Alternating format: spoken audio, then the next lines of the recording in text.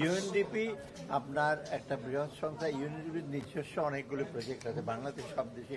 আর UNDP যেটা সমস্ত UN যেগুলো এজেন্সিগুলো আছে তাদের অনেকটা সমন্বয়, এই আইএলও বলেন, ইউএনএইচসিআর বলেন, আইওএম বলেন, এফএও বলেন, সবার সমন্বয়। আজকে তারা ইউএনডিপি প্রজেক্ট সম্বন্ধে কথা বলতেছে। অনেকগুলো ডেভেলপমেন্ট প্রজেক্ট আছে ওদের।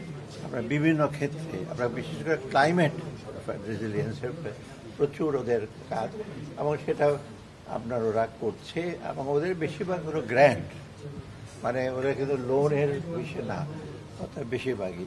এবং আমরা তাদের আলাপ করেছি যেগুলো এক্সিস্টিং প্রজেক্ট চলবে, ওরা কতগুলো নতুন প্রজেক্টের কথা বলছে এবং রিফর্মের মধ্যে আমাদের সাহায্য করতে চায়। গ্রিন টেকনোলজি, গ্রিন ইস্যুতে ফান্ডিং, ওগুলোতে সাহায্য করতে চায়। তারপরে আপনার আর বিশেষ করে লোকাল লেভেলের যে সেগুলো স্থানীয় হেলথ এডুকেশন প্রোগ্রাম, এগুলোর মধ্যে অলরেডি আছে, আরও সাহায্য করতে চায়। আর ওরা আবার একটা ওদের মডালিটি আছে, কিছু কিছু ভালো ভালো এনজিওর সাথে কাজ করে, যারা আমরা অনেক সময় সরকারি সে রিচ করতে পারি না, ওদের কাজ করে এইটা নিয়ে।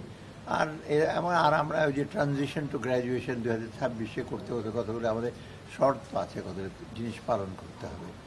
রিফর্ম, পোর্ট ডেভেলপমেন্ট, ফিজিক্যাল রিফর্মের যে কোনো রিফর্মে যদি টেকনিক্যাল অ্যাসিস্ট্যান্ট লাগে, টেকনিক্যাল অ্যাসিস্ট্যান্ট লাগে, বেশিরভাগ রিফর্মে ওরা করতে যায়। রিফর্ম কিন্তু আমরাই করব, কিন্তু এই রিফর্মের জন্য কিছু কারিগরি সহায়তা যদি দরকার হয়, এক্সপার্ট আছে আপনার, তারা তো সুবিধা দিতে পারে, ওদের অর্থ এটাই আপাতত এটা নেই। আর তাদের একটা সুবিধা কি, তাদের যে ভালো মেসেজটা এখন অন্য যে সংস্থাগুলো আছে যাদের সাথে অলরেডি আমি কথা বলেছি, ওরা বিভিন্ন প্রজেক্ট নিয়ে আসবে এবং ওরা দিক দিয়ে খুব রেসপন্সিভ এবং মোটামুটি না, খুব ভালোভাবে ওরা বলছে they are committed to help আস।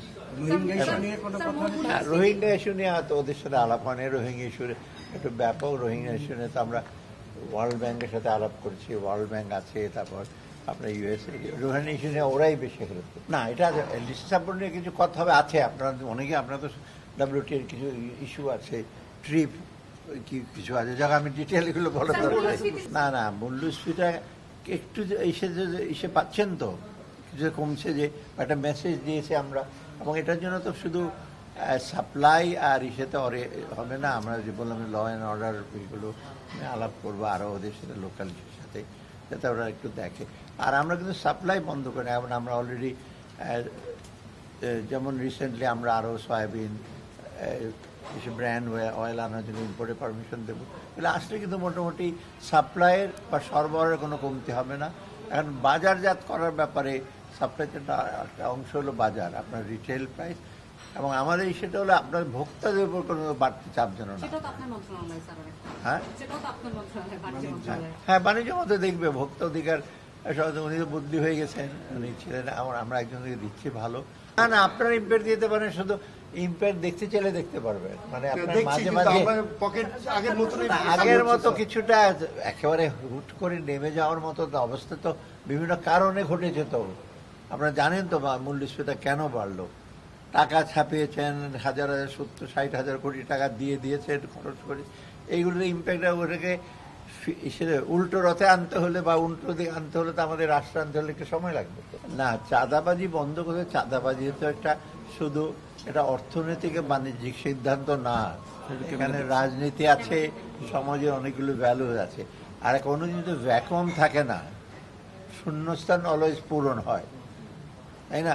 এখন যারা চলে গেছে তাদের মধ্যে আরো শূন্যস্থান পূরণ করার যে লোক আছে, সেদের কন্ট্রোল করতে একটু সময় লাগবে, তো আর সহযোগিতা লাগবে। সময়টা কত সময় লাগবে? সময় টের পাবেন কিছুর মধ্যেই। হ্যাঁ, আপনি কি ব্যবস্থা নেবেন কিনা স্যার? এটা ব্যবস্থা নেব তো বলেছি, তা তো করিনি।